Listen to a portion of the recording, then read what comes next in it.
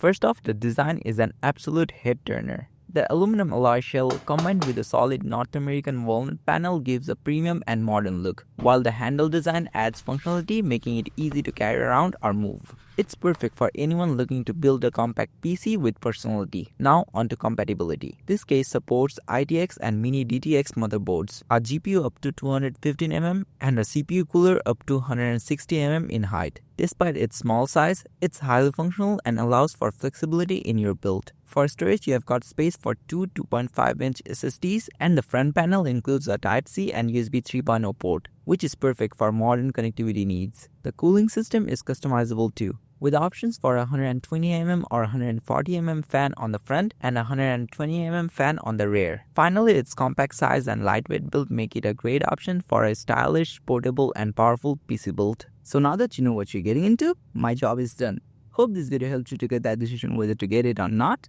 Okay, bye.